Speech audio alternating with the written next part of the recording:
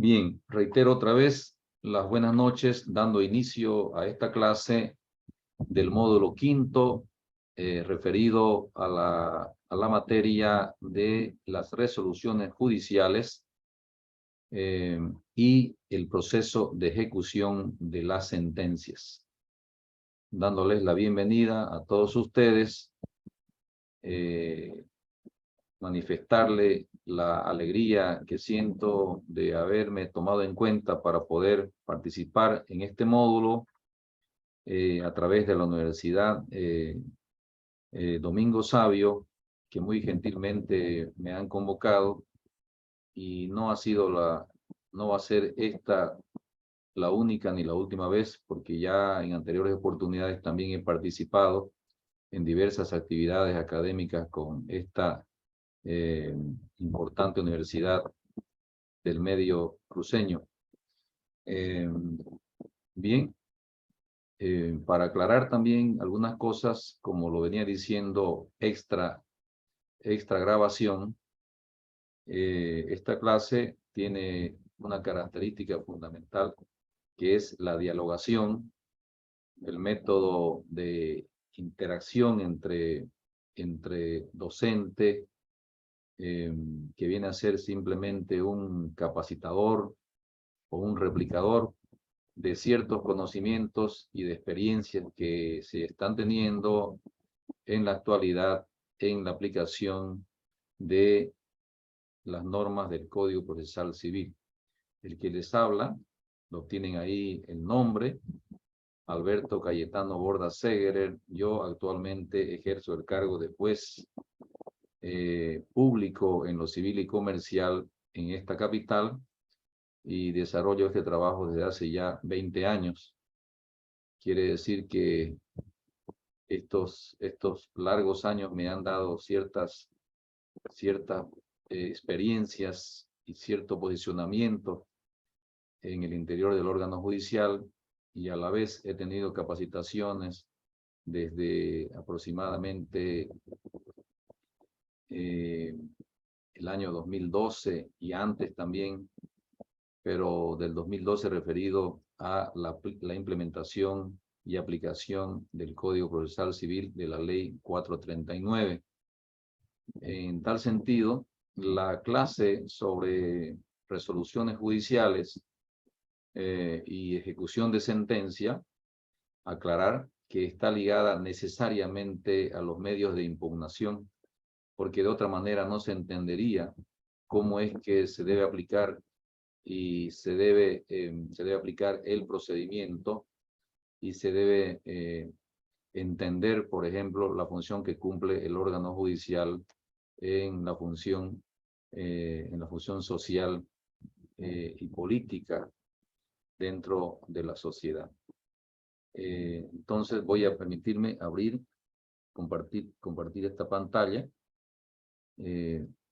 a modo de introducción. Aquí reiterar lo del método de la dialogación, de lo interactivo que puede ser esto. Entonces cualquiera puede hablar en ese instante o en cualquier instante que lo desee, levantar la mano si es posible, y así avanzar en el desarrollo de las clases. Bien, ¿qué es lo que ocurre para introducirnos al tema de las resoluciones judiciales? ¿Qué es lo que ocurre desde el punto de vista de la estructura del código? Para entenderlo mejor, cuando nos remitimos nosotros a la historia, en el año 1988 se promulga el Código General del Proceso de Uruguay. De repente muchos de ustedes ya lo conocen, pero de repente otros no. Y es importante resaltar estos datos, porque aquí vamos a poder observar que la estructura del Código General del Proceso de Uruguay del 88 es exactamente la misma estructura que asume nuestro Código Procesal Civil del año 2013. En otras palabras, se ha tomado casi en su totalidad la estructura de este código que devenía o deviene de el famoso el código modelo para procesal modelo para Iberoamérica, que fue trabajado por los famosos profesores del derecho procesal que se denominó profesores rioplatenses. Entonces, vemos de que la estructura de este código es idéntica al código uruguayo. Y así podemos observar, por ejemplo, en Uruguay tenemos la estructuración de las normas en los llamados procesos. O sea, nuestro código derogado del año 75, el Código de Procedimiento Civil, también tenía una estructura donde se denominaban procesos. Sin embargo, habían algunas instituciones procesales que estaban desconectadas de esas estructuras y no se sabía, en qué lugar se encontraban. Me refiero, por ejemplo, a los incidentes, a las medidas cautelares. Hoy en día podemos ver de que todo se denomina proceso, y es así que esa estructura viene en relación a esta denominación que las caracteriza. En tal sentido, tenemos aquí a los procesos preliminares, cuando hablamos ya de los procesos en particular, y sabemos de que cuando hablamos de procesos preliminares está, por ejemplo, la conciliación previa, con sus características, para no explicar demasiado, que sabemos que viene con cargo a una obligatoriedad para el inicio del proceso principal propiamente dicho. Luego tenemos en Uruguay al proceso de provocatio o de jactancia, que es un proceso antiguo que también tenía nuestro código del año 1831, pero lo ha mantenido por la característica y la utilidad que seguramente los uruguayos le han sabido reconocer a este tipo de procesos. Luego tenemos el proceso previo, que así se denomina, y por último tendríamos aquí en el número 4, que no lo tengo bien ordenado, a las diligencias preparatorias, que antes en nuestro código derogado se denominaban medidas preliminares. Hoy en día se llaman diligencias preparatorias en Uruguay, tanto en Uruguay como en Bolivia. Vean ustedes que son casi idénticos los procesos y la estructura procesal. Les estoy haciendo esta relación porque creo importante para luego tomar una conclusión al final de todo esto, para que se introduzcan ustedes en el tema del contenido del Código Procesal, porque de repente hay algunos colegas que pueden ser simplemente o solamente, perdón, abogados penalistas o se dedican a otras actividades y no así, por ejemplo, de lleno como el caso del quien les habla, y de repente hay algunos otros aquí que se dedican de lleno a la rama del derecho civil. Entonces, ¿por qué? Porque quiero concluir con que todo lo que se refiere a la clase de procesos y su estructura,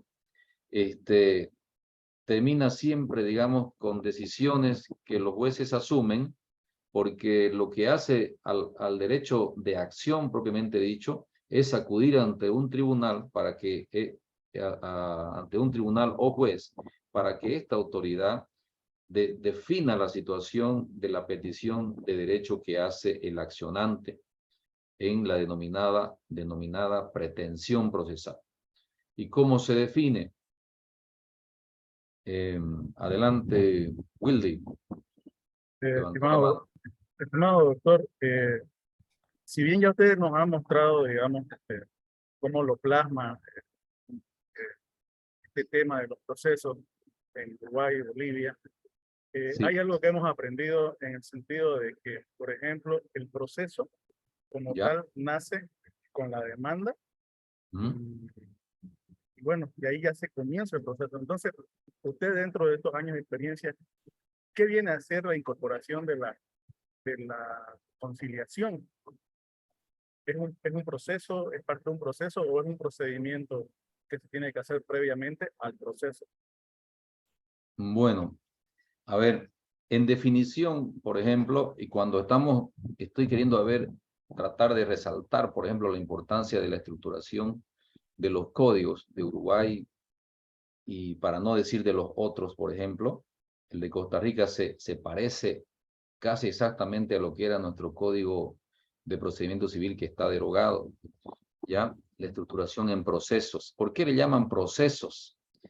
Porque según la doctrina, en relación, digamos, a la incorporación de esta estructura, es que todo, digamos, lo relacionado a las actividades procesales dentro del código del que se llame procesal civil, de procedimiento, etcétera, etcétera, todos entran en la configuración conceptual de lo que nosotros conocemos como proceso judicial.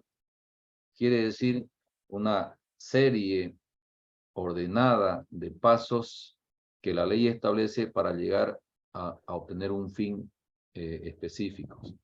Yo creo que esa sería la idea, digamos, de la duda que usted está queriendo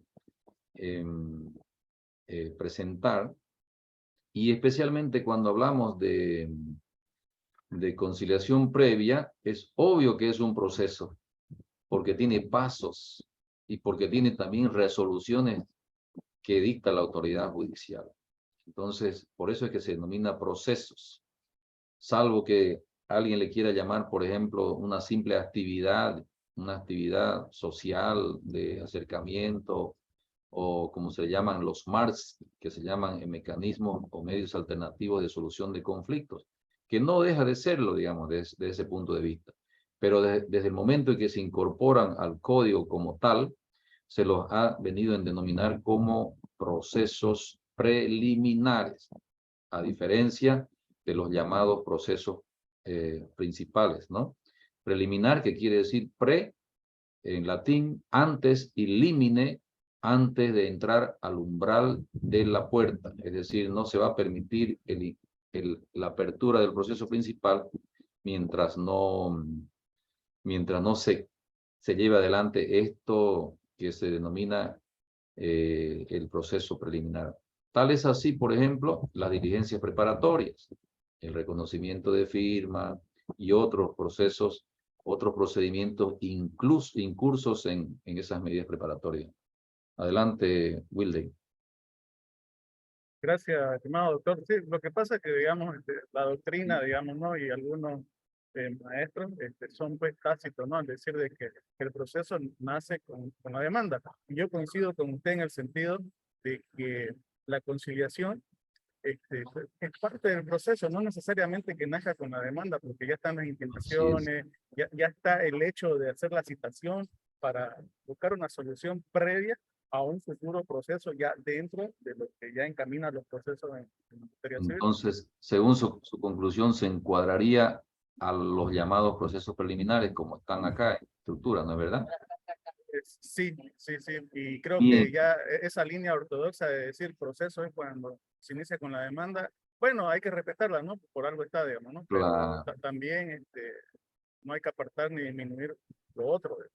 sí, pero en la conciliación previa también se inicia con una petición, ¿no? Ya sea, digamos, de forma verbal o escrita a mano o presentada ante la plataforma judicial, o también puede ser presentada directamente ante el conciliador. O sea, hay mecanismos, no el nuestro está así como acabamos de decir, pero hay otros mecanismos, por ejemplo, de conciliación que se les denomina negociación. En Argentina, por ejemplo, en Uruguay propiamente dicho, eh, en Brasil también, y incluso en los Estados Unidos, por ejemplo, con el famoso llamado pre-trial hearing, o sea, la audiencia previa al juicio, que también existe en Alemania.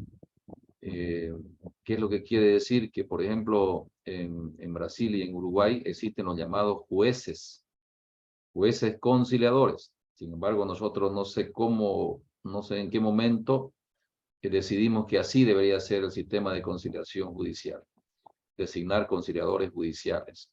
En Uruguay, cuando hay un proceso iniciado o por iniciarse, no sé, no me acuerdo cómo es el procedimiento, si las partes acuerdan llevar adelante el procedimiento de conciliación, entonces el juez de la causa principal, para evitar, digamos, mezclarse con el problema en la tratativa de la conciliación, porque esa es una de las características, lo remite el caso donde el juez conciliador y estos jueces conciliadores, que así es su denominación, se encargan de desarrollar, digamos, abiertamente el procedimiento. Lo que ocurre también en Costa Rica, por ejemplo, el juez como nosotros acá, lleva adelante la conciliación, ya sea, digamos, la conciliación previa, pero también hay otra conciliación que se denomina intraprocesal. Y incluso en Costa Rica se puede hasta suspender se puede suspender por 3 meses el proceso principal a la espera de las expectativas del resultado de la tentativa de conciliación. En nuestro código no existe nada, simplemente dice en el 366, tentativa de conciliación y punto. Y yo me pongo a pensar, y ahora cuando estoy ahí aplicando ese segundo punto, esa segunda actividad del 366, y me pregunto, ¿y ahora qué hago? ¿Qué tiempo le doy a las partes para que concilien? ¿Y qué pasa con la otra gente que está esperando afuera de la ventana para que se solucionen sus otros casos? El juez va a ocupar 24 horas al día para solamente atender un caso en conciliación, o va a darle 2 horas, como algún juez por ahí de repente se escucha por comentario haya dicho, por ejemplo, bueno, usted quiere conciliar, no quiero, señor juez, conciliar. Entonces se suspende la conciliación y seguimos adelante. Entonces no se desarrolla y no se cumple la función verdadera, digamos, de la conciliación como tal, ni los pasos a los cuales hemos sido medianamente capacitados, digamos, en temas de conciliación, los jueces. En ese preciso instante, el juez deja de ser juez y se convierte en un conciliador. No sé si ustedes han tenido experiencia de estar sentados en una audiencia en donde han tenido que pasar por estas etapas de las que les estoy hablando. Pero bueno, personalmente las experiencias que yo tengo es que trato en lo posible de aplicar esta segunda etapa de la audiencia preliminar, aplicando la tentativa de conciliación, dando un mayor, digamos, un mayor énfasis en el tema conciliatorio, y se logra.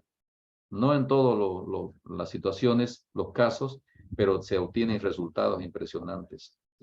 Es que yo creo que ha sido acertado, digamos, la obligatoriedad de la que habla el código uruguayo y el código boliviano, y por supuesto los otros códigos, incluido el código brasilero. Bien.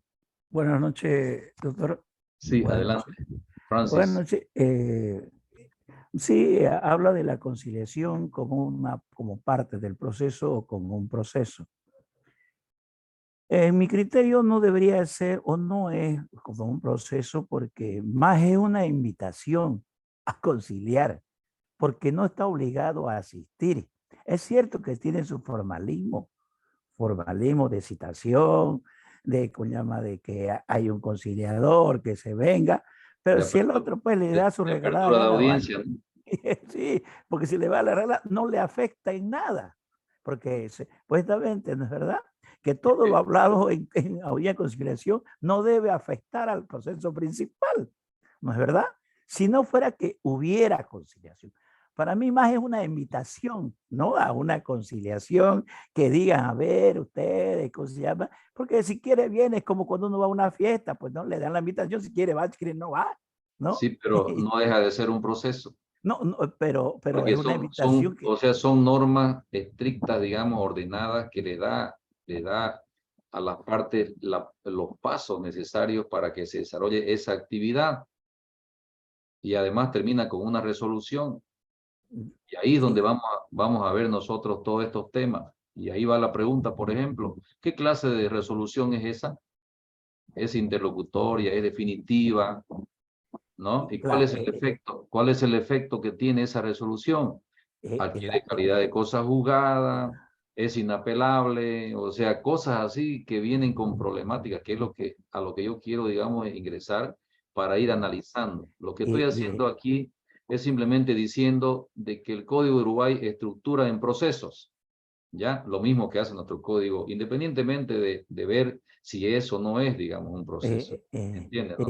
sí, efectivamente, en el proceso ordinario, por ejemplo, nos señala que la audiencia preliminar, por obligación, tiene que haber, como se llama, Claro, una conciliación antes de iniciar.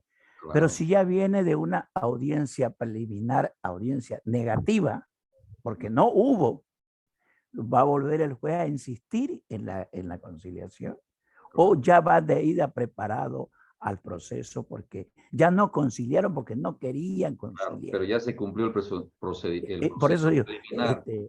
dice, ya se cumplió el proceso preliminar, como dice la conciliación, pero se vuelve a repetir nuevamente en la audiencia preliminar de inicio del Del juicio, proceso, porque claro, si no está bajo pena de nulidad, dice, ¿no? No, así no, es, no conciliar.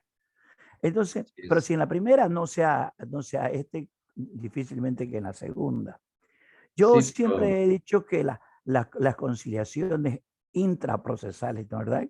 Que deberían ser, si son, porque son intraprocesales entre las partes, que deben ser refrendados por un notario cuando hay eso como un acuerdo, ¿no? ¿Verdad? Documentos transaccionales definitivos que llegan a un feliz y de cumplimiento, porque un documento refrendado por un notario tiene validez porque tiene fuerza de ley 519, el Código Civil, ¿no es verdad?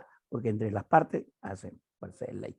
Entonces, hay muchas maneras, es cierto, como Estados Unidos, como dice usted, la, Alemania, Brasil, sí, las audiencias, ¿no? Que debería, antes teníamos aquí, pues, no, hasta los jueces de paz, no sé si se acuerdan, así es. los jueces de paz acá, que Y le iban, cuento que quiere volver otra vez el proyecto para otra vez designar jueces de paz, los jueces parroquiales, ¿se acuerdan de cómo algo llaman así, sí, los jueces parroquiales, los jueces de mínima cuantía, que claro, también atendían ciertos casos de poca relevancia, ¿no? Por eso dicen media cuantía. así es, Evidentemente lo han recargado a, ¿cómo llama? A los jueces al con esta juez. carga procesal, que es el Es, proceso en sí, que se debería dedicar el juez así civil, es. penal, familiar, no así en estas otras clases de procesos, ¿no es verdad? Claro que dice, conciliar en cualquier etapa es conciliar, porque es voluntad de las partes.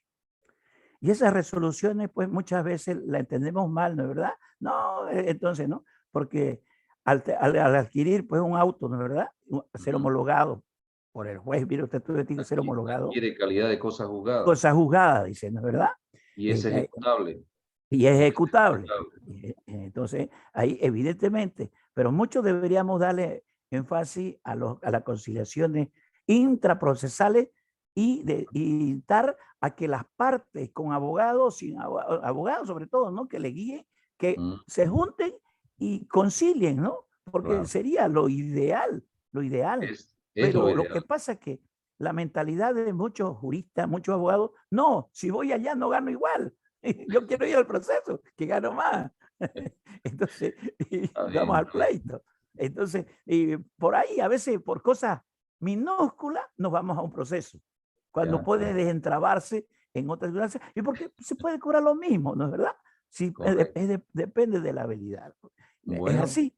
bueno, está perfecto, está excelente su criterio, la verdad. Yo igual comparto 100%.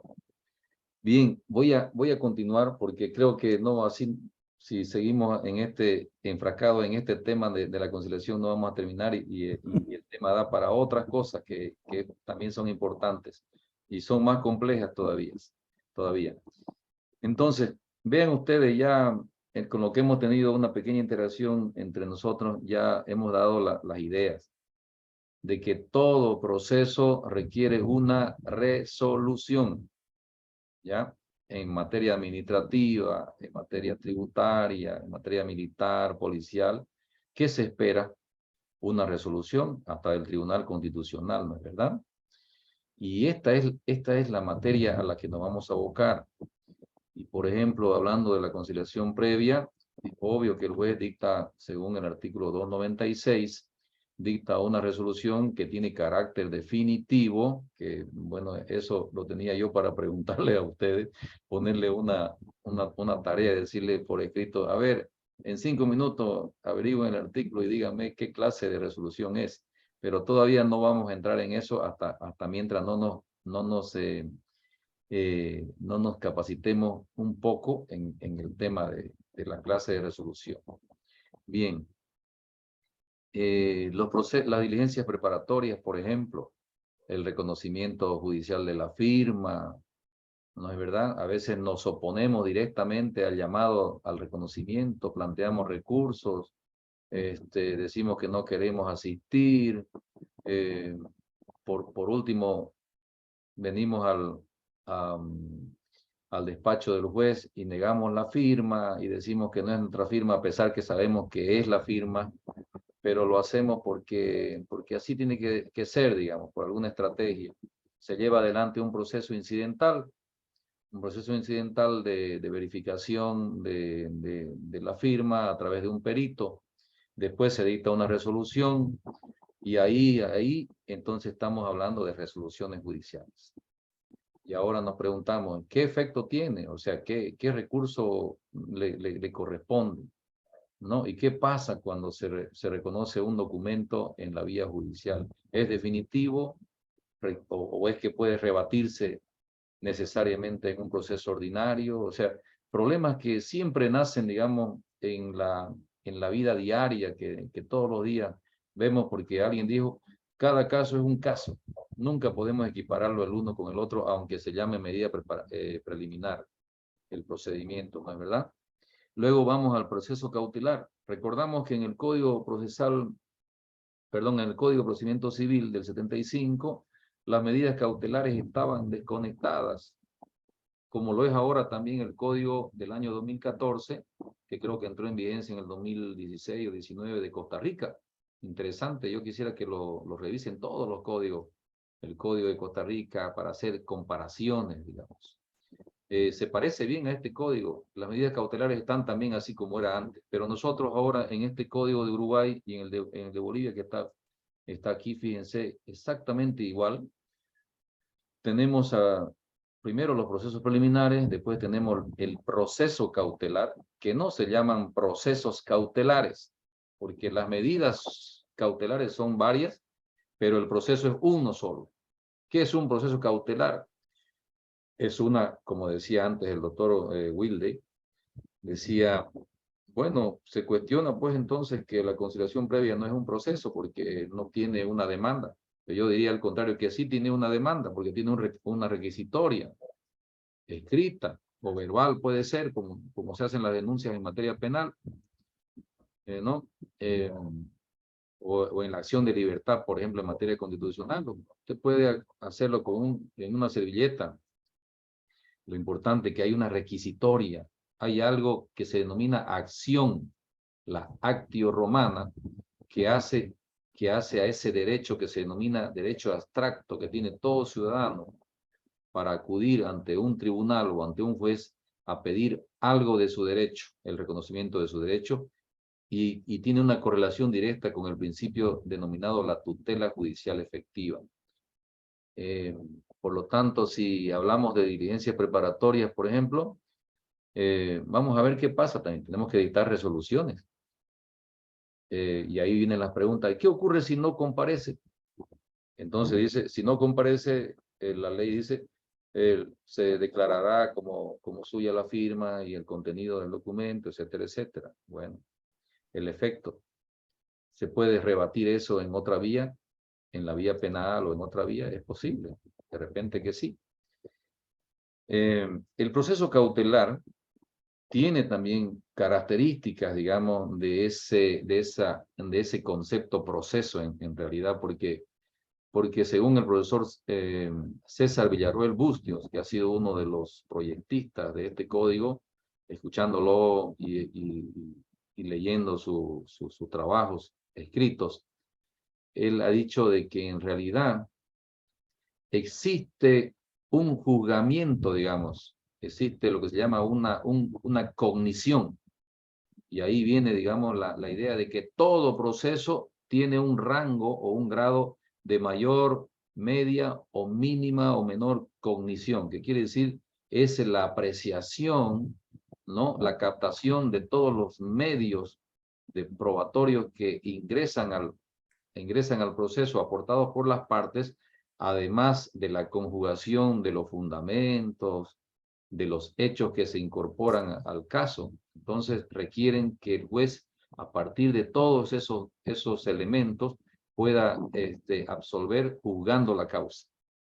Y aquí viene, por ejemplo, la idea de que no es solamente juzgar, o sea, en primera instancia dictar sentencia, sino también ejecutar lo juzgado, porque hay principios y lo vamos a ver enseguida, principios ¿cómo se llama? Tiene que ser, digamos, la tutela tiene que ser efectiva, el principio de efectividad, porque ¿de qué sirve una sentencia si no se cumple? ¿No es verdad? Entonces, las medidas tienden a eso, pero devienen de un fundamento, también devienen de pruebas y de una relación de hechos, digamos, sustentable, que en materia procesal se denominan la verosimilitud, que en latín se denominaba antes y se lo aplica actualmente el término, el fumus bonis iuri. Entonces se necesitan, digamos, una razonabilidad. No que se tenga una prueba plena, pero por lo menos que se acerque a algo razonable y tiene que ser fundamentado, no solamente el pedido del demandante, sino también la resolución que dicte el juez. Por eso es que hay que pensarla dos veces, como dice el dicho, antes de aplicar una medida cautelar, porque está dependiendo, por ejemplo, el principio de proporcionalidad, y aquí se aplica ese famoso test de proporcionalidad. ¿Es preferible aplicar esa medida para proteger el derecho del demandante o es preferible no aplicarla para no causar daño o perjuicio material o patrimonial al demandado? O por lo menos hacer lo uno y lo otro, aplicar una medida idónea, porque ahí vienen también los subprincipios de las instituciones del proceso. Me refiero a que existen principios generales, tanto constitucionales, del órgano judicial, del Código Procesal Civil en específico y de otro tipo de procesos. Y los propios subprincipios de las instituciones, por ejemplo, los subprincipios de la demanda. La demanda como acto procesal tiene sus propios principios. La contestación también. Los propios subprincipios aplicados a la mera audiencia, a la audiencia del juicio, o sea, la audiencia preliminar o audiencia complementaria, también tienen sus principios. La concentración, por ejemplo, ¿no es verdad? El principio de contradicción, el principio del debate, etcétera, etcétera. Y entonces, todo tiene que verse en este llamado proceso cautelar. Necesita una resolución judicial y esa resolución judicial, vamos a ver enseguida cuál es, o sea, qué características tiene esta resolución y cuál es el efecto que surte y cuáles son los medios o recursos los medios de impugnación o recursos que le corresponden. Después tenemos a los procesos incidentales. No nos olvidemos que los incidentes en el anterior código se encontraban en la parte general del proceso y no así como ahora lo tenemos como verdaderos procesos. ¿Por qué se llaman procesos? Porque claro, hay una petición, hay una exposición de hechos fundamentada, hay una proposición probatoria del incidentista que se hace, digamos, a través de la llamada prueba preconstituida y hace, por ejemplo, a que se puede rechazar el incidente in limine en caso de que ese incidente no tenga sustentación en ninguna prueba, ¿no? O que se refiere, por ejemplo, a cuestiones que están en el proceso que son demasiadamente obvias, o cuando son estos incidentes reiterativos de algo que ya fue resuelto anteriormente. La idea de los incidentes, o sea, de los procesos incidentales es eliminarlo el incidente del proceso, aunque eso, bueno, es una tarea interesante, ¿no? Yo digo casi imposible porque los incidentes abundan en realidad. En la realidad sí abundan los incidentes. Y bueno, nos ponemos en la posición del abogado de la una o de la otra parte y dirá seguramente, bueno, ¿qué hacemos? No tenemos argumento para sustentar la defensa. Por lo menos alarguemos la pena del proceso, porque planteemos incidentes número 1, número 2, número 3, número 4. Y así, cuando acordamos el proceso se llena de incidentes. Requiere también un juzgamiento, un aspecto de mínima cognición relativa al hecho en que se funde el incidente. Normalmente los incidentes, como hay dos clases de incidentes, los incidentes innominados y los incidentes nominados.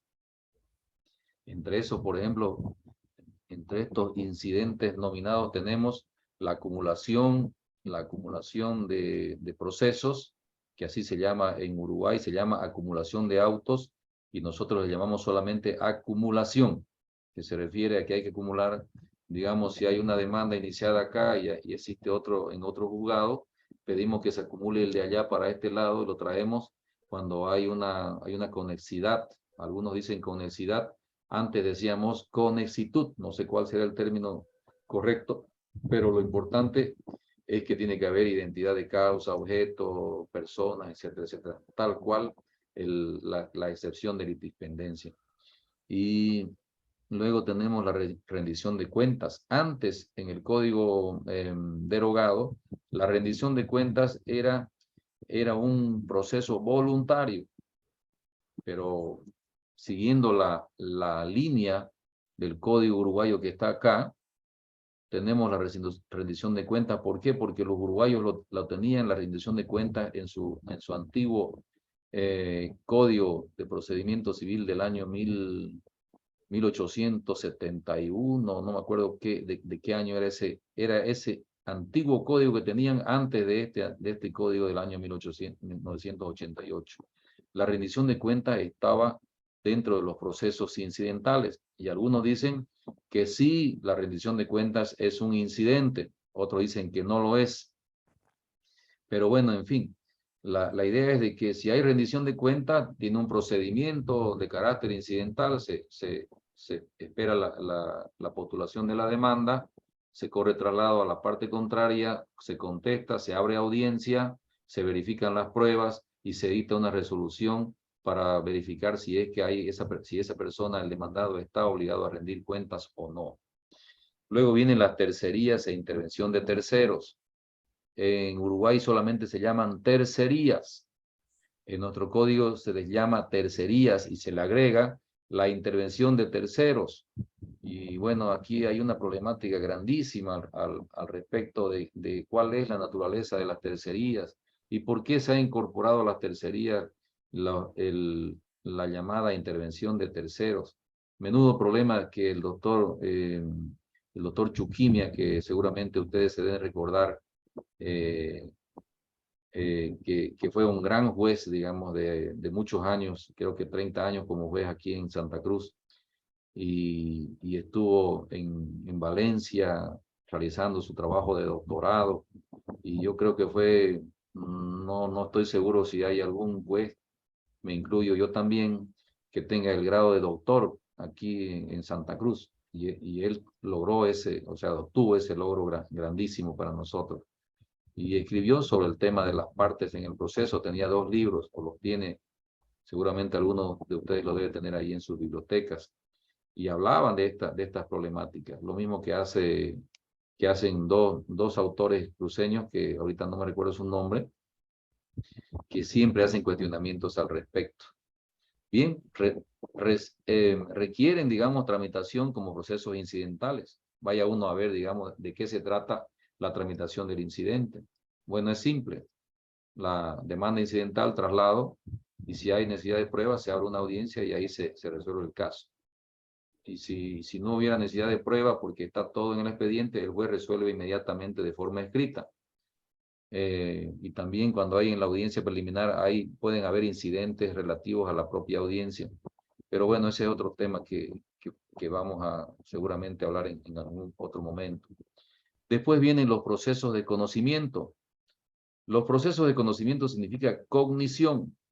La ley de enjuiciamiento civil del año 2000 de España, que es su último código, que antes existía también esa ley en el año 1800,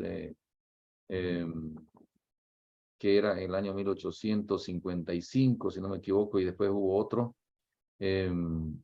otra ley, y después de tanto tiempo, miren, cuando se ha desarrollado en España una larga tradición del derecho jurisprudencial, del derecho doctrinario, que nos han enseñado a nosotros los latinoamericanos un montón, se dieron en dictar su ley de enjuiciamiento civil del año 2000, y aquí se incorpora la oralidad. Ya no es ese proceso ordinario, como siempre se decía, el famoso proceso ordinario de toda la vida, por escrito, solemne, moroso, etcétera, etcétera. Hoy en día existen, por ejemplo, los procedimientos de oralidad sustentados en 2 audiencias, al igual que nosotros, con la diferencia de su denominación simplemente y con otras características, digamos, que más abundan en la regulación normativa de carácter procesal en la ley de enjuiciamiento al respecto de las actividades que debe cumplir la audiencia que se llama la audiencia previa al juicio, y después vendría ya la audiencia de juicio propiamente dicho. Mientras tanto, nosotros tenemos exactamente las mismas actividades de la audiencia preliminar, tal como las tiene actualmente el Código General del Proceso de Uruguay. Es decir, hemos copiado nosotros exactamente esas mismas actividades. La ratificación de la demanda, la tentativa de conciliación, el ingreso a la fase de saneamiento, que los uruguayos le llaman el despacho saneador. Quiere decir que se va a dictar una resolución interlocutoria dentro de la audiencia, resolviendo los incidentes, las excepciones, los temas de la proponibilidad de la demanda, de la falta de legitimación de las partes, etcétera, etcétera. Un problema, digamos, muy complejo que da para estudiar y no terminar nunca sobre el tema donde se incorporan, por ejemplo, la problemática del principio iura novit curia, que también tiene actualmente un contenido en la jurisprudencia constitucional de Bolivia y de todas partes del mundo, porque ya se ha incorporado esta temática en el saber qué hacer con el famoso principio iura novit curia. Y también se incorporan ahí los otros principios que son subyacentes o que forman parte de aquel principio macro que se denomina, que también es un derecho, creo que tiene 3 dimensiones, el debido proceso, que incluye la seguridad jurídica, el derecho a la defensa, los principios de congruencia, de motivación, de fundamentación, que abundan en todas las sentencias constitucionales. Cada sentencia, antes de empezar a resolver el problema, especialmente en materia civil, y obviamente que en otras materias también, penal especialmente, tiene que empezar por establecer qué es el debido proceso. Y de ahí desglosa. El debido proceso tiene 3 dimensiones y lo contienen el derecho a la defensa, el derecho a impugnar, la seguridad jurídica, el derecho a la motivación de las resoluciones, etcétera, etcétera. También está el derecho a probar, que es sumamente importante. En el tema de la prueba, por ejemplo, está el famoso profesor Jorge Peirano, que dice de que en realidad el derecho a probar es un derecho constitucional, pero ese derecho a probar no solamente tiene que ver con con la posibilidad de la parte de presentar sus propias pruebas según el principio dispositivo, sino también dice a impugnar las pruebas contrarias y también a recibir una decisión debidamente fundamentada sobre la prueba. Entonces, tiene que ver todo este tema con resoluciones. Por eso es importante este módulo, porque cuando hablamos de resoluciones tenemos que ver en su conjunto todas estas problemáticas. Y yo espero que lo logremos con éxito, y yo tengo la esperanza que así va a ser. Bien, Después viene el proceso extraordinario, que es la nueva estructura, digamos, de los procesos de conocimiento. Y decía el profesor Villarroel, el que fue uno de los que realizó este código o redactó, el proceso ordinario tiene una máxima o una mayor cognición o ámbito de cognición. El proceso extraordinario, que se ha limitado a los procesos interdictos, tiene una menor cognición, y los procesos de estructura monitoria, que lo incluye al proceso ejecutivo y a los otros procesos monitorios, tiene una mínima cognición que se limita solamente a resolver, a absolver sobre la prueba que se presenta en relación a las excepciones, que son los únicos mecanismos de defensa que establece el Código de Procesal Civil. Y de ahí más allá, una vez que ya pasamos la frontera de dictar la sentencia definitiva en proceso ordinario, en proceso extraordinario o en proceso de estructura monitoria, entramos ahora sí a los procesos de ejecución, porque la materia nuestra es resoluciones y procesos de ejecución. ¿Y por qué se habla de procesos de ejecución? Porque son procesos también, porque hay que ver, por ejemplo, cuáles son las normas, cuáles son las actividades, con qué prueba vamos a contar, cuáles son los mecanismos con los cuales cuentan las partes para poder, por ejemplo, promover la ejecución de la sentencia o de otros derechos, y cuáles van a ser las posibilidades que tiene la parte contraria, el ejecutado, diríamoslo así, cuáles son las posibilidades de oposición que tuviera según la ley. Y aquí entonces siempre vemos a dos personas oponiéndose al proceso, el uno que demanda, el otro que se defiende. Los procesos de ejecución no es, o sea, digo procesos de ejecución, porque el único que es proceso cautelar es uno solo, es el proceso cautelar, aunque hayan diversas medidas cautelares. Sin embargo, los demás se llaman procesos de ejecución. ¿Por qué? Porque se ejecutan las sentencias. También existe la ejecución coactiva de sumas de dinero, es decir, sustentado en ciertos documentos o títulos que le permiten la ejecución coactiva, solamente cuando se trata de sumas de dinero. Y también existen las otras formas de ejecución o ejecución de otras obligaciones cuando se refiere tal como lo era exactamente, que no ha cambiado nada en las normas del Código de Procedimiento Civil del año 1975, que ha sido derogado por emergencia de este Código Procesal del año 2013. Y aquí se encuentran las obligaciones de hacer, de dar, de hacer y de no hacer. Y ahí vienen otras discusiones, por ejemplo, cuándo entendemos que hay una obligación de dar, cuándo hay una obligación de hacer, cuándo hay una obligación de no hacer. Algunos dicen de que, bueno, por ejemplo, el proceso ejecutivo, cuando habla de pago de sumas de dinero, unos dicen es una obligación de dar, otros dicen es una obligación de hacer. Por ejemplo, el que está obligado a través del contrato de depósito a devolver, por ejemplo, lo que ha recibido para guardar, por ejemplo, en su garaje de un garaje público, usted guarda un vehículo por 1 año, 2 años, 3 años. ¿Qué obligación tiene esa persona que guarda ese vehículo?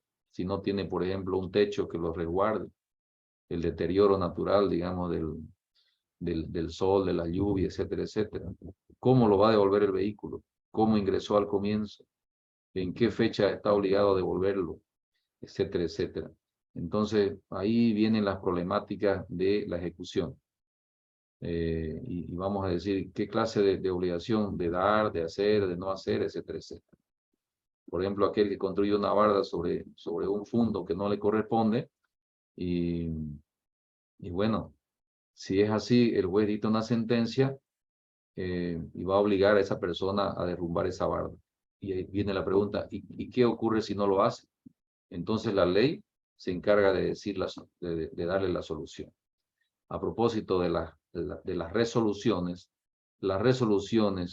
o sentencias, podríamos decirlo así, de ese modo, tienen como características el mismo objeto que trae aparejado la pretensión procesal del demandante. Es decir, si la pretensión es de condena, o sea, por ejemplo, pagar una suma de dinero, la sentencia es de condena.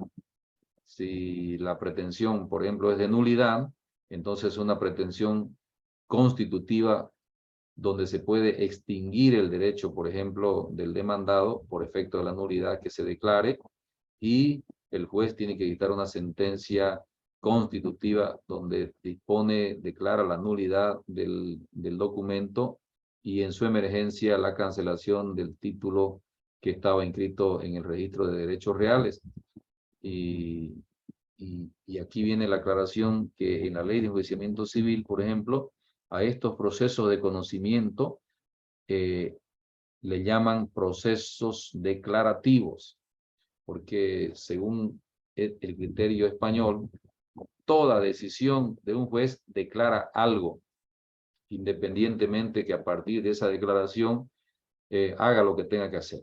O sea, ir, por ejemplo, a desapoderar a alguien, ordenar el remate de los bienes del deudor en la ejecución forzosa, o que ordene, digamos, destruir una determinada obra, ¿no? O puede ordenar la entrega de un bien determinado, ya sea, por ejemplo, un bien mueble, un libro, una bicicleta, etcétera, etcétera.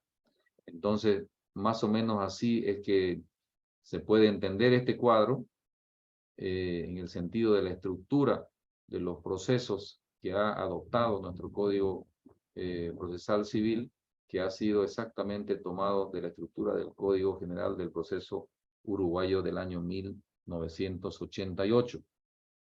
Luego está, no he querido poner los otros procesos porque ya no entra en este cuadro, los procesos voluntarios.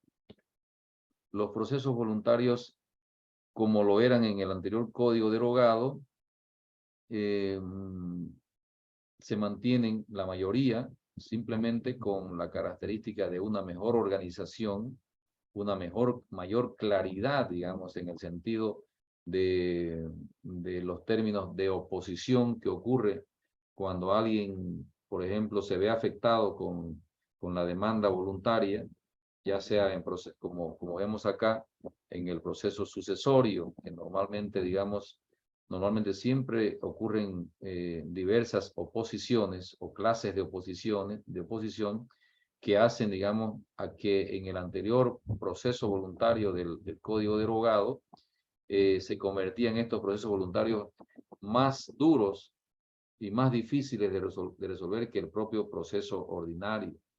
Era increíble, pero yo he sido juez de instrucción en mis inicios y yo he conocido y he aplicado, digamos, por harto tiempo, creo que por 10 años, el Código de Procedimiento Civil derogado, y siempre se le notaba la dificultad, digamos, de entender cómo se debe aplicar un verdadero proceso voluntario. Sin embargo, hoy día las cosas están más claras. ¿Qué se ha hecho con este proceso voluntario?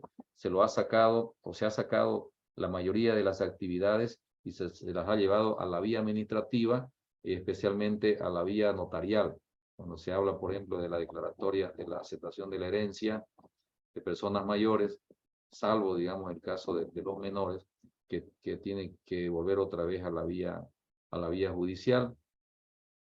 Y, por ejemplo, la posesión de los bienes, las normas están más claras. Después, la desaparición y presunción de muerte, antes estaba solamente en el Código Civil, hoy en día se ha creado una norma propia procesal, aunque se ha mantenido, por ejemplo, el Código Civil, a pesar del efecto derogatorio que tiene nuestro Código Procesal Civil respecto de cualquier otra norma que se le contradiga.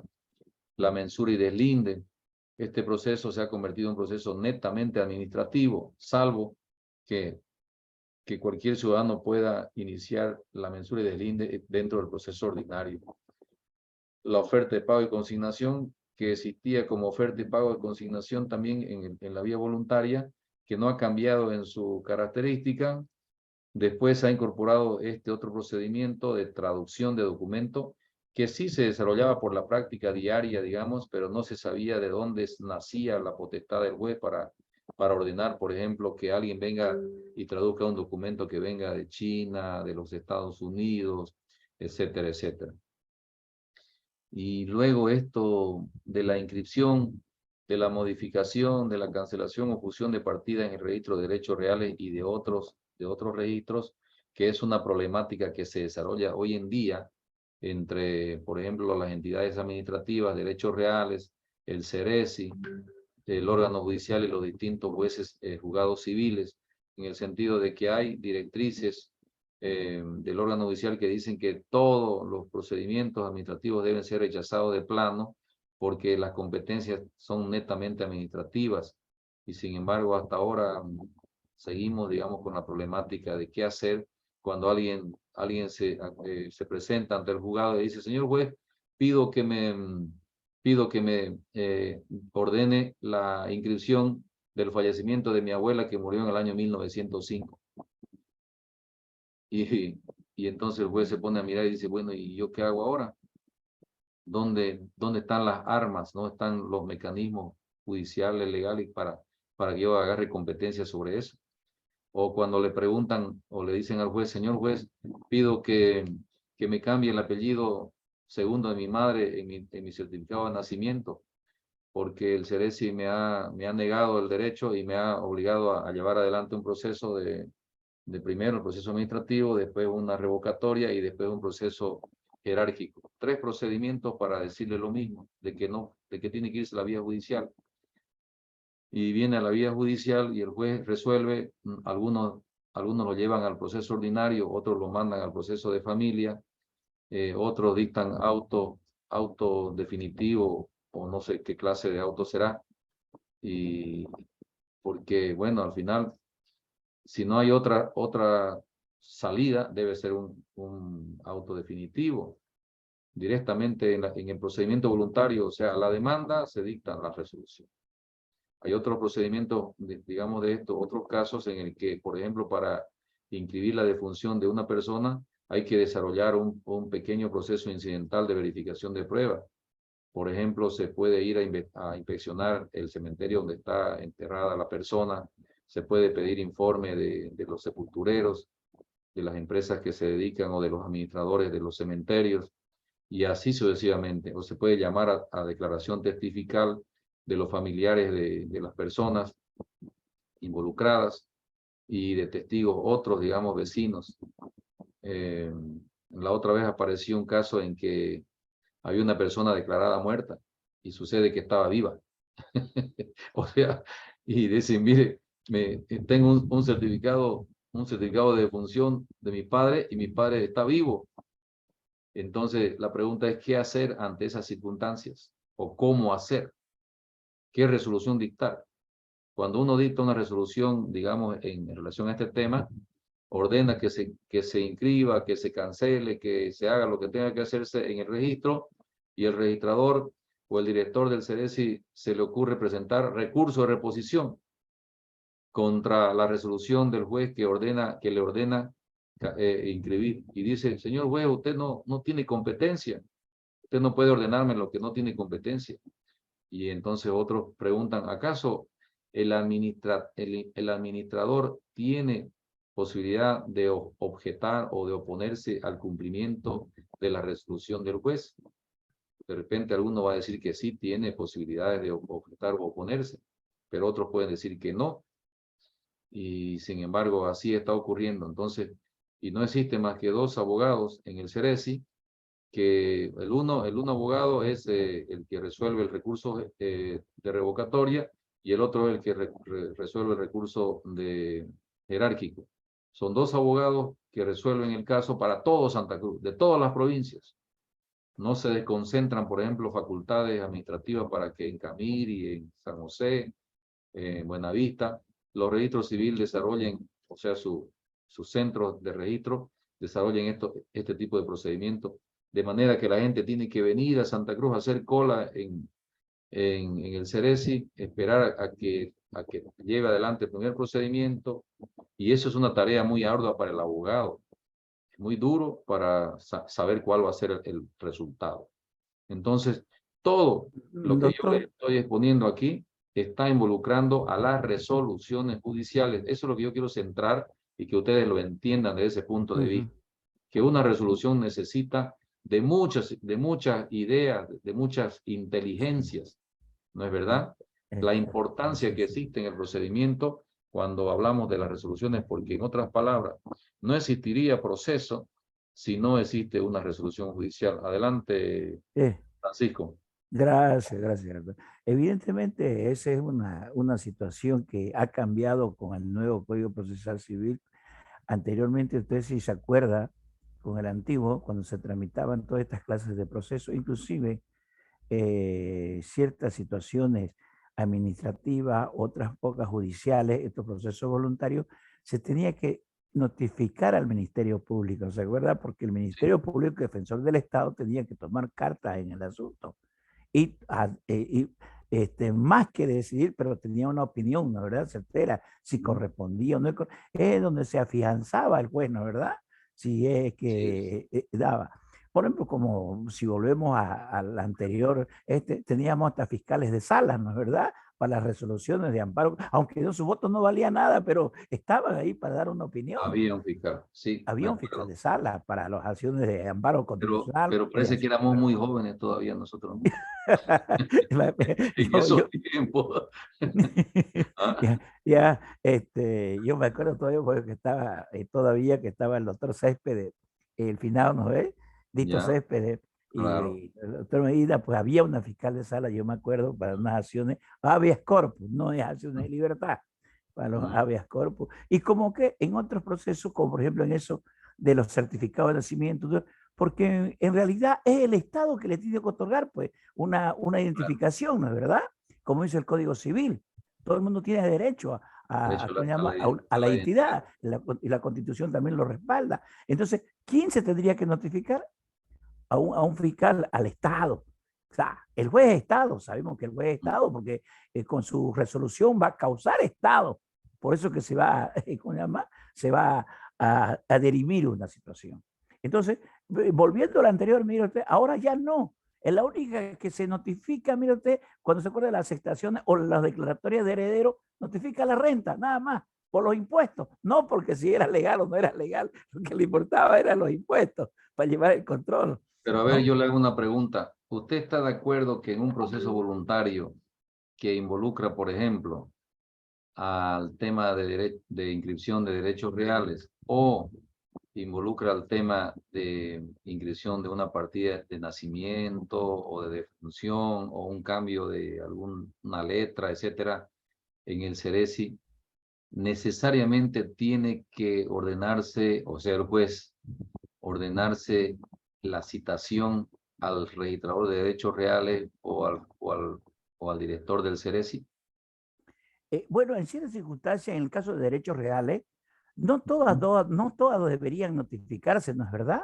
Porque existe la ley de derechos reales bien clara y precisa, y lo respalda el Código Civil, ¿no es verdad? Los requisitos para inscribir un título y los requisitos para abrir una partida de una matrícula o un registro, ¿no es verdad?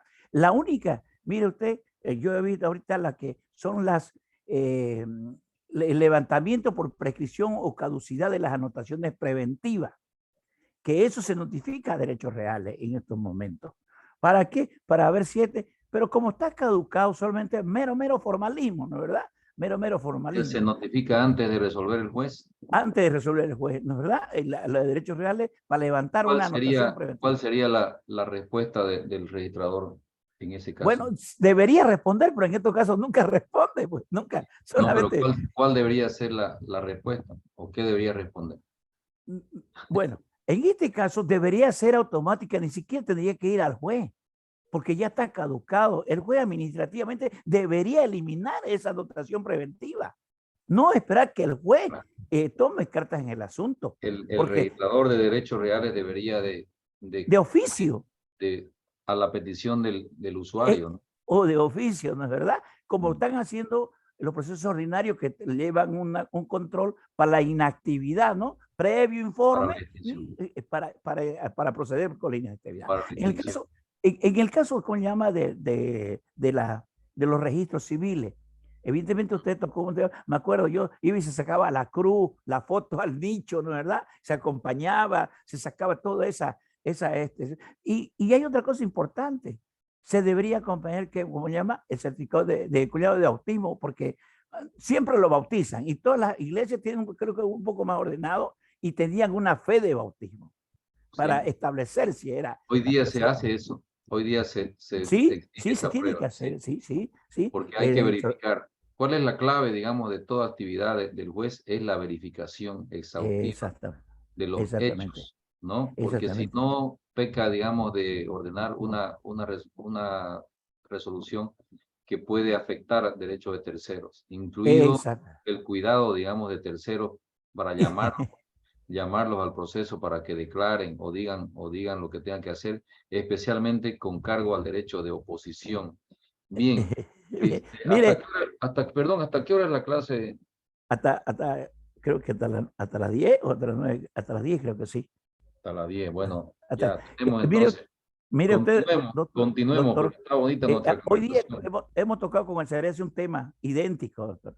Ya. Un señor, esposa, y tienen sus 5 hijos.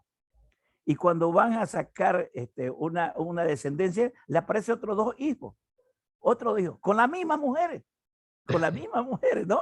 Yeah. 2 hijos, y con la diferencia de un hijo con el otro de 4 meses de nacimiento. Mire usted, 4 meses. ¿Cómo la señora va a tener en un año 2 hijos?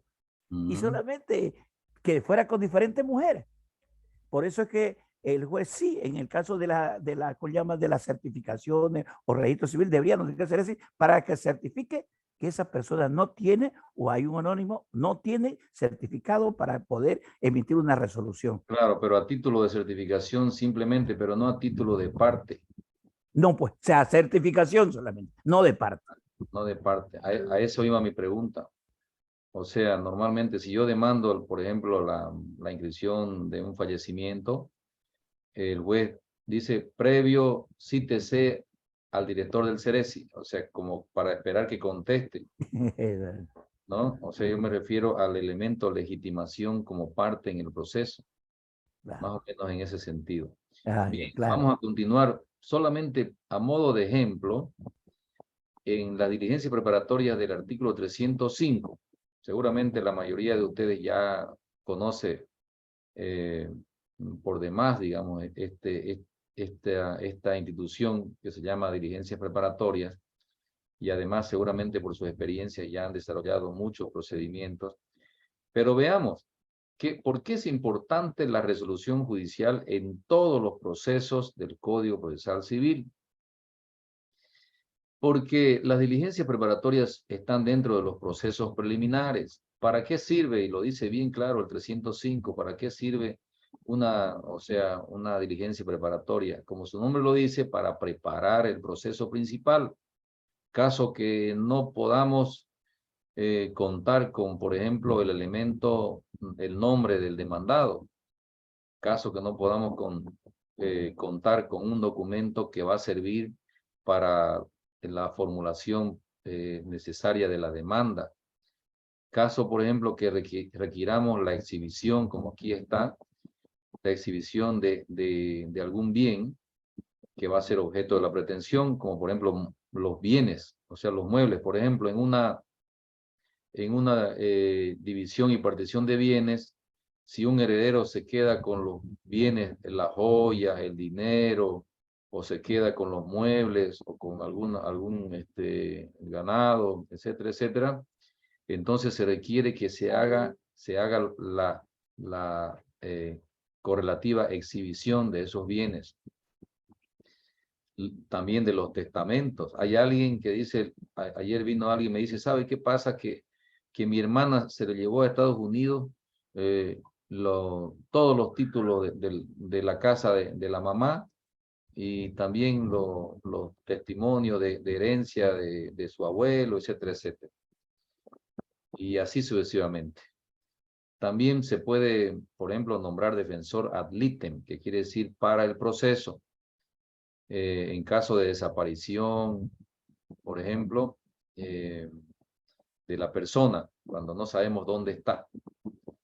La designación del tutor ad litem también para el proceso cuando es un menor de edad o cuando hay una persona que,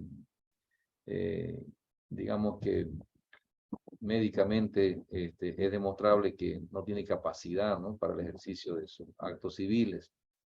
Se pueden procesar, por ejemplo, inspecciones judiciales, pericias, declaraciones de testigos anticipadamente cuando están por viajar, etc. Después, citaciones al futuro demandado cuando se trate de reivindicación. Por ejemplo, bueno, esto se da en Santa Cruz todos los días, ¿no? Porque hay grandes extensiones de terrenos que han sido avasallados o han ingresado personas, aunque no le denominemos avasallamiento. Pueden estar viviendo otras personas desde hace mucho tiempo y yo aparezco como propietario recién en el año 2022. Y entonces cuando me acerco, me sacan, digamos, corriendo con palos, con armas, con lo que sea, o con una muchedumbre empedernida, y entonces no puedo lograr saber contra quién voy a demandar. Entonces se puede, digamos, citar a esa persona, etcétera, etcétera, a cualquier persona que se encuentre ahí, o se puede pedir una inspección para hacer esa verificación. Ahora, ¿qué ocurre? Tanto así como en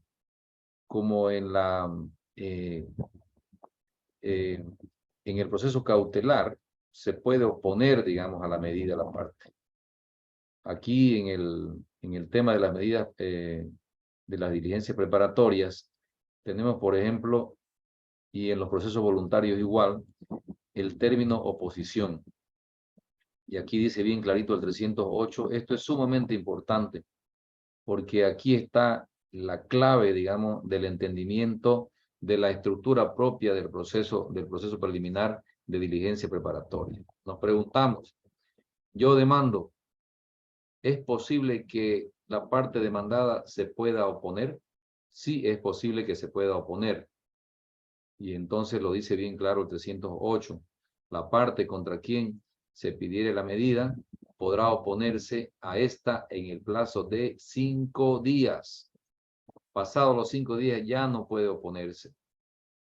O bien dice solicitar su aclaración. Puede pedir la aclaración de la medida que se está solicitando, la modificación o la ampliación. Lo que se resolverá, dice, se resolverá. Nos preguntamos, ¿qué clase de resolución es esta? ¿Es un auto, es una providencia simple? ¿Es un auto interlocutorio?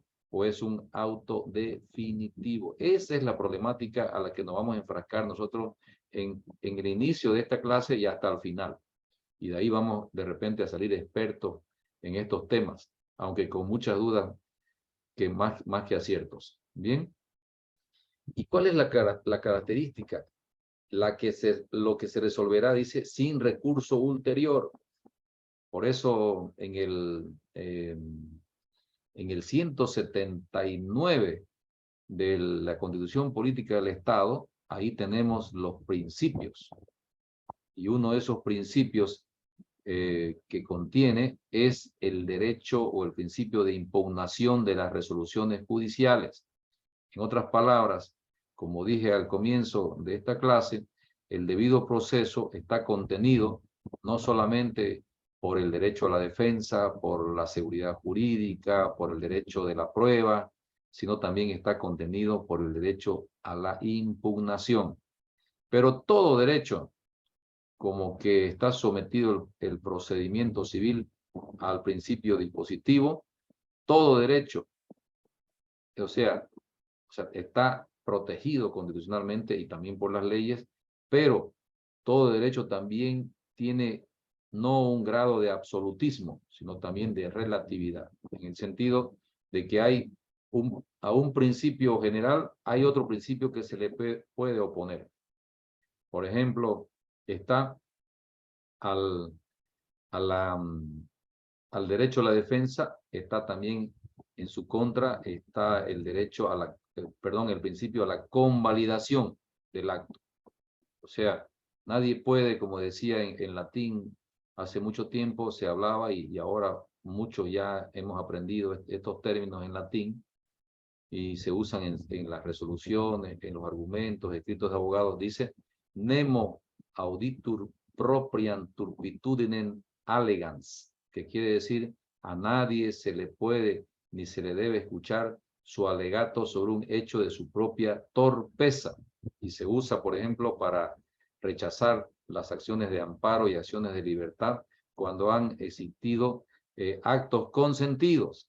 Y en materia procesal, la convalidación viene también en el artículo 107, bien claro, viene ligado a los actos consentidos. Es decir, que si una persona, y también está ligado al principio de oportunidad, y el otro principio es el principio de preclusión, que quiere decir que si yo he sido citado hoy día y mañana o después de un mes presento un memorial pidiendo conciliación o pidiendo cualquier otra cosa, menos referirme a la legalidad de la citación, y posteriormente planteo el incidente y digo, señor juez, me han violado mi derecho a la defensa porque esa citación es nula por aquí por allá, porque mi casa no era mi casa, yo vivía allá donde mi otra mujer, etcétera, etcétera.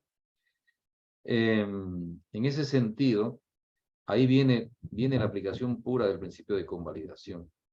Entonces, es interesante, digamos, ver todo esto, porque, o sea, ¿a qué me refiero? A que sí existe el principio de impugnación en sentido general, pero también existen las excepciones que la propia ley se encarga de colocar. Por ejemplo, la ley dice, no hay recurso de apelación para tal cosa, como en este caso que vemos acá. Cuando el juez resuelve, como dice aquí, el juez resolverá, tiene que ser obviamente fundamentado, no va a ser cualquier resolución, ¿no es verdad? El juez resolverá sin recurso ulterior. En otras palabras, esa oposición no tiene recurso. Y seguramente ustedes van a poder observar en el avance que hay otras resoluciones que tampoco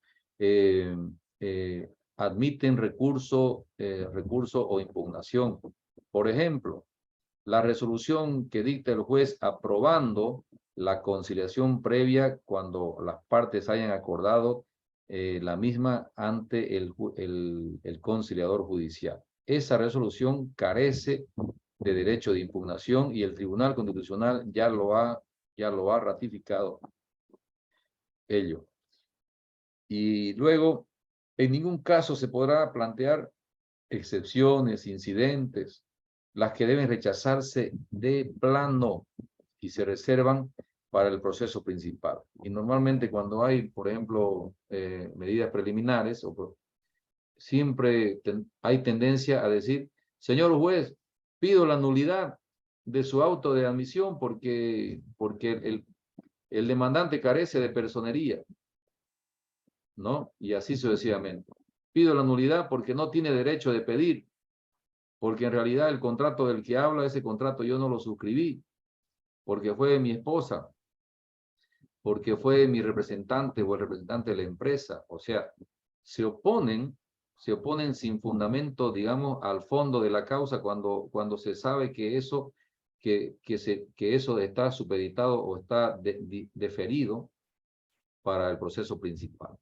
Por eso es que la ley ha optado, digamos, de que en este caso la resolución de las oposiciones en procesos preliminares sea sin recurso ulterior.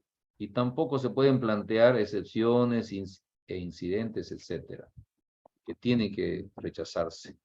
Y luego en el artículo 309 señala lo siguiente: la resolución que rechace la diligencia admitirá recurso de apelación en el efecto devolutivo. Y aquí ya van a empezar los problemas, posteriormente vamos a analizar los cuáles son. Porque el Tribunal Constitucional ha señalado, se lo voy adelantando, que en algunos casos, por ejemplo, cuando en el caso de los incidentes dice, admitirá recurso de reposición. Y cuando plantea recurso de apelación directa, el juez le rechaza, le dice no, porque el 344 dice simplemente que usted puede plantear recurso de reposición, no recurso de apelación. Y el Tribunal Constitucional al respecto dice no, hay un principio de impugnación que es constitucional y está protegido y forma parte del debido proceso, por lo tanto, independientemente de que se haya equivocado el recurso, y aunque la ley diga que se admite solo el recurso de reposición, ello no opta a que se pueda plantear el recurso de apelación de forma directa. Por lo tanto, hay ciertas circunstancias que uno tiene que ir aprendiendo a manejar sobre la marcha de las líneas que se van creando al respecto de la aplicación de la norma del Código Procesal Civil. No nos olvidemos que ya hay jurisprudencia. No hay mucha jurisprudencia, pero ya hay cierta jurisprudencia del Tribunal Constitucional y del Tribunal Supremo en el sentido de las problemáticas de aplicación del Código Procesal Civil a mérito de que apenas este código, a partir de su entrada en vigencia plena del 6 de febrero del año 2016, no tiene más que, creo que 6 años por ahí. O sea, es un código real relativamente nuevo. Y bueno, ya desde que se empezó a aplicar, nomás ya venían los problemas, pero problemas van a haber siempre. Pero lo importante es que el tribunal está desarrollando, digamos, líneas de aplicación de este código. Doctor, Sí. doctor, pero en este caso usted no le ve una desigualdad de parte, porque mire usted, en el 308 dice, sin recurso ulterior, al que puede oponerse a estas medidas que se está pidiendo. Sin embargo, al que está demandando, dice, al no admitírsela, tiene el derecho de apelación, mire, en efecto devolutivo. Al otro sí le da derecho, pero al otro no le quiere dar el derecho. ¿Dónde está el artículo 119? Pues no es verdad, el 115 de la Constitución Política del Estado, el 180, ¿no es verdad? 179. Este artículo 308 y 309 era exactamente el mismo que existía en el Código de Procedimiento Civil del 75. No ha cambiado.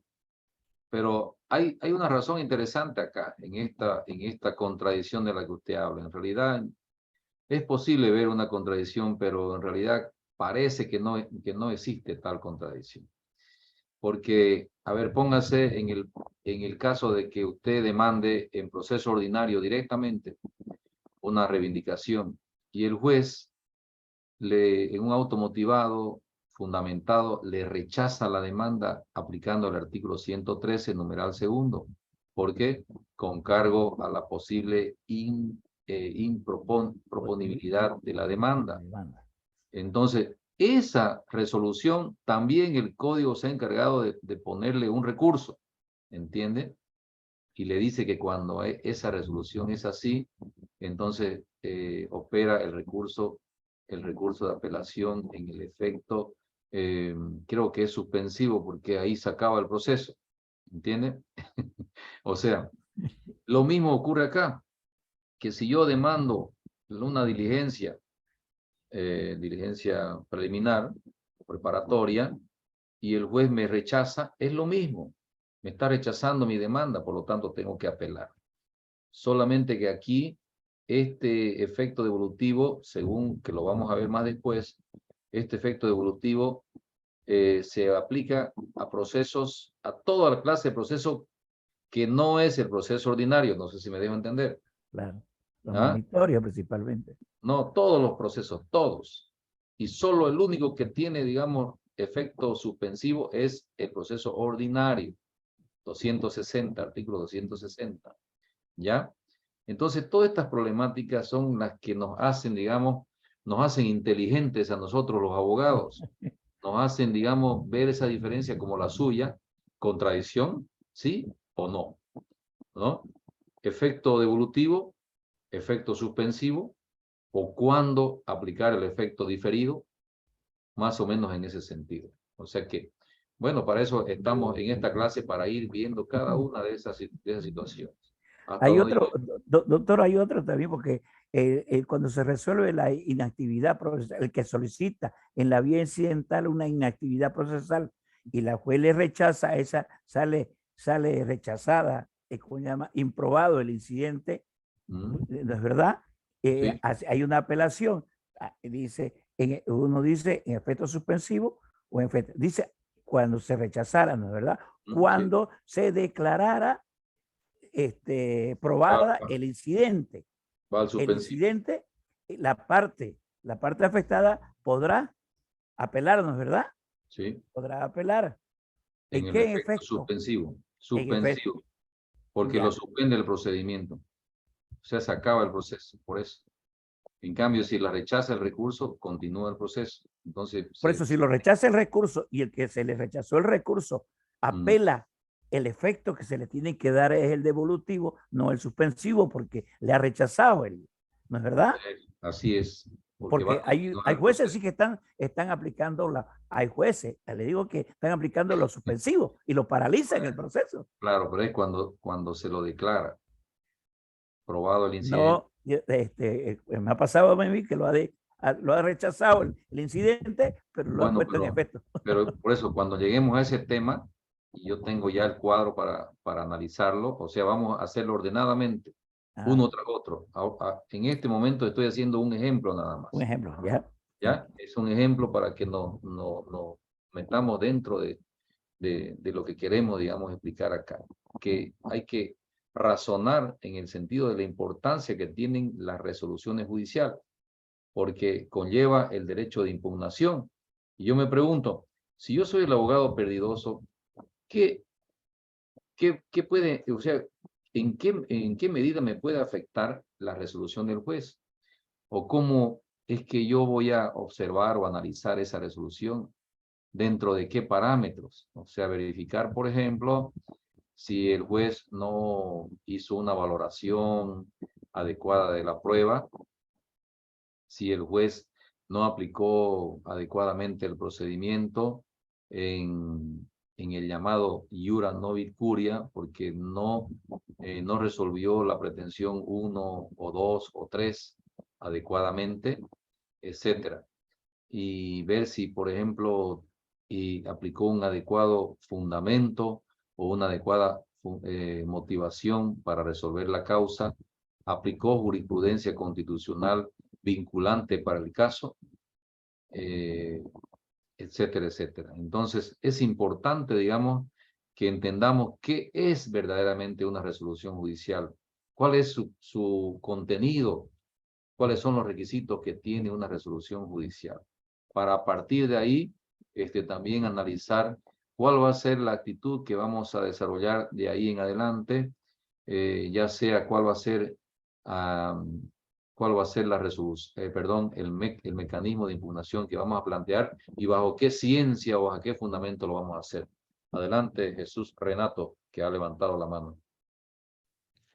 Muchas gracias, doctor. Buenas noches. Your cam. ¿Me escucha? You are not opening your cam. No has abierto tu cámara. Perdón, doc. Ahora sí. Doc, buenas noches. El caso es el siguiente.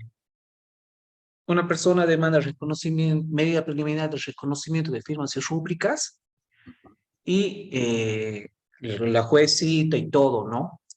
Al momento de hacer la audiencia del reconocimiento de firmas, la parte evidentemente reconoce la firma, pero no reconoce el contenido del documento.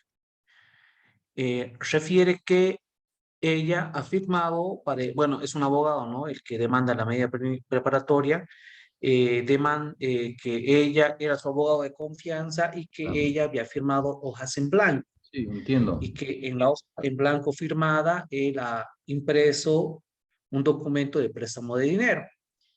Ya. La juez concede una pericia para ver si es que la impresión es posterior a la firma, y con la firma, con la pericia, se da de que evidentemente la impresión es posterior a, a la realización de la firma, y por ende da sin lugar al reconocimiento de firma. Ahora, la otra parte apela y dice que no, que la juez se ha extralimitado en sus funciones porque era una audiencia de reconocimiento de firmas y la parte tendría que reconocer si era o no era. Y Así si es. ya había una pericia o no, tendría ¿Qué que haberse resultado tuvo de ese realizado. recurso?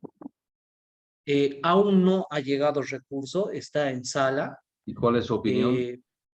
Eh, Particularmente creo yo que evidentemente, al ser una medida preliminar de reconocimiento de firmas, solo tendría que haberse celebrado la audiencia de reconocimiento, y ya al momento de iniciar el proceso, pues mejor dicho, proceso de estructura monitoria, ahí la otra parte plantea las excepciones que tendría que, por ley corresponde, o en su defecto, iniciar un proceso ordinario. Defenderse en el proceso principal.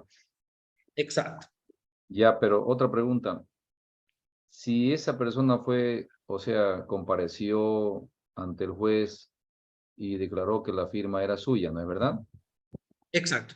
Ya. Reconoce su firma. Y si esa persona niega al mismo tiempo el contenido, ¿el juez o la jueza dispuso la pericia de oficio o fue a pedido de parte de alguna de las partes? A petición de parte de la parte demandada, ¿no? En este caso, la señora, ¿Lo ¿no? hizo en un memorial o lo hizo ahí en la audiencia? En audiencia. En audiencia, y la parte no, bueno, en este caso, la parte que demandaba Ahora, no se ahora, apersona. por eso es importante las resoluciones judiciales, ¿no? Si digamos, si yo soy juez, me preguntaría yo mismo, ¿qué hago ante esa circunstancia? Que creo que es la pregunta que hace usted. O cuál Exacto. debería ser la actitud correcta, o el mecanismo, o la decisión, ¿no? O la resolución correcta. No se olvide, y aquí lo tenemos, pues miren, este cuadrito, esto que dice oposición, ¿ya? La parte contra quien se pide la medida podrá oponerse en el plazo de 5 días. Y esa oposición, pregunto yo, ¿no? ¿Esa oposición debe ser formal? ¿O debe ser por escrito? ¿O debe ser en la misma audiencia donde se presenta la parte para decir que es suya o no la firma? Ahí puede decir, señor juez, me opongo. ¿Entiende, no? O desconozco el contenido y pido. O sea, fíjese, el derecho de pedir, el petitum que está está dentro de los elementos de la pretensión, ¿no es verdad? Yo pienso que la parte debe de articular la oposición, como aquí lo dice en este apartado, 308, y tiene 5 días. Pero ¿qué ha ocurrido ahí? Que yo lo he citado y seguramente la jueza le ha puesto una fecha para la audiencia, ¿no es verdad? Exacto. Y Exacto. ha comparecido.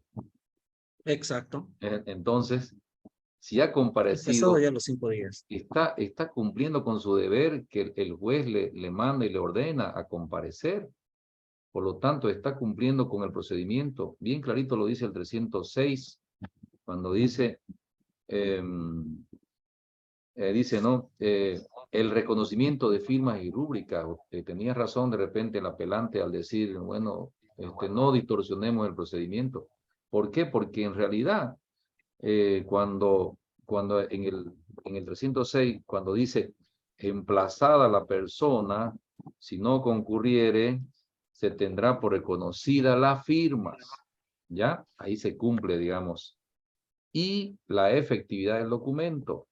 Efectividad, digamos, es un término de carácter jurídico, de carácter legal, que quiere decir, ¿qué es la efectividad? Es el valor de prueba que tiene, porque un documento que no tiene reconocimiento de firma no tiene valor de prueba. ¿Y cuándo adquiere valor de prueba según el artículo 1298 del Código Civil? Cuando las partes lo reconocen voluntariamente ante notario, ¿no es verdad? ¿Concuerda conmigo? ¿Sí? Sí, doctor. Sí. Cuando vamos al notario reconocemos nuestra firma, ¿no es verdad? Cuando se lo hace judicialmente ante una autoridad judicial. Y cuando también en proceso yo lo presento el documento, aunque no tenga reconocimiento, y la otra parte no dice nada, lo admite, no objeta la prueba, entonces también ese documento tiene valor de prueba y puede servir para el proceso.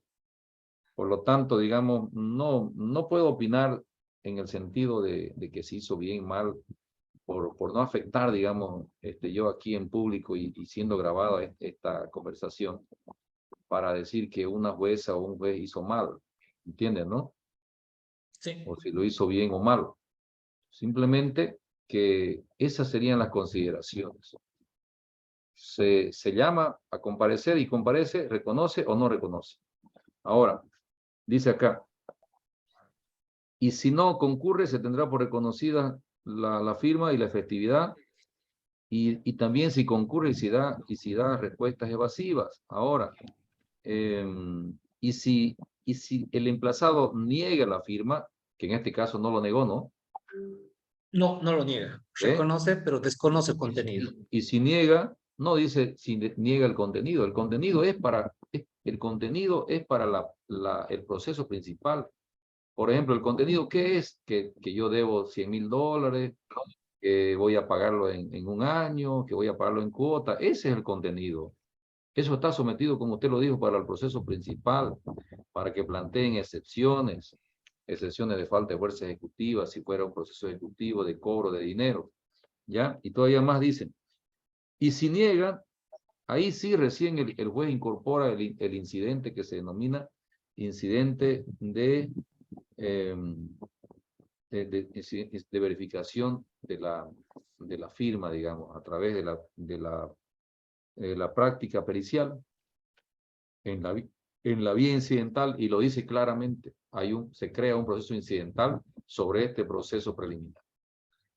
Eso es importante también aclarar, de que el proceso incidental se incrusta, digamos, en los otros procesos, en el proceso ordinario, en el monitorio, en cualquier proceso se puede incrustar el incidente. En este caso estamos viendo bien claro que la ley le permite aperturar un proceso incidental de verificación de la firma por vía pericial, ¿ya? Entonces, esa creo que es la conclusión a ese caso, ¿ya? No voy a Muchas decir gracias, doctor. que se hizo mal o bien, simplemente que cada uno saque su propia conclusión. Eso sería. Bien, Muchas gracias, doctor. ¿qué más? A ver, si tengo acá. Seguido vamos a ver. Vean, por ejemplo, en cuanto a medidas cautelares, en el artículo 322 señala bien claramente, Jesús va a hablar. Está su micrófono abierto. Jesús Renato. La resolución que admitiera o negare una medida cautelar podrá ser impugnada por vía de apelación en efecto devolutivo. O sea que vamos a tratar de aprender en lo posible todos los mecanismos o vías de recurso para cada una de las resoluciones del proceso civil.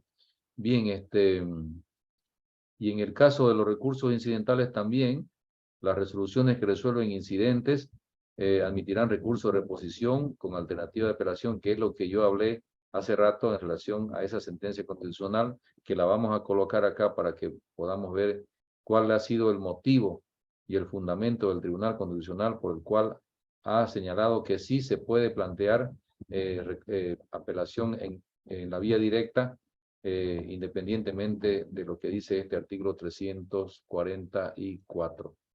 Bien, ¿les parece si nos detenemos hoy día? La clase siguiente, ¿para qué día sería? ¿Miércoles? Miércoles, doctor. Miércoles, ya.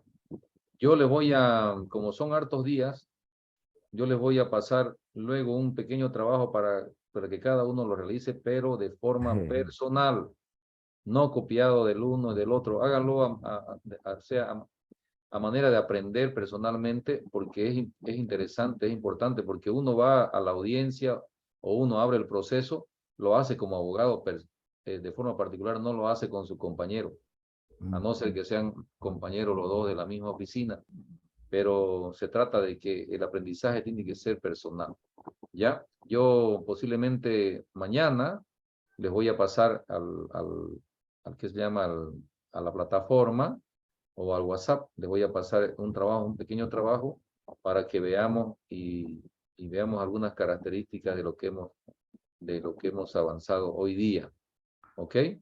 El miércoles vamos a empezar directamente con el tema resoluciones judiciales, con sus características y todo lo demás, y alguna jurisprudencia y problemáticas de aplicación, como lo hemos visto hoy día. Para mí esta clase ha sido importante porque hemos hablado de la estructura del Código Procesal, como está actualmente, de dónde ha salido. Yo creo que eso les ha aclarado muchas cosas a ustedes para poder identificar, digamos, cada uno de los procesos preliminares, cautelares, incidentales, procesos de conocimiento, procesos de ejecución propiamente dichos, los procesos voluntarios y todavía hay más los procesos concursales, ¿no? Sin contar otros procesos que hay.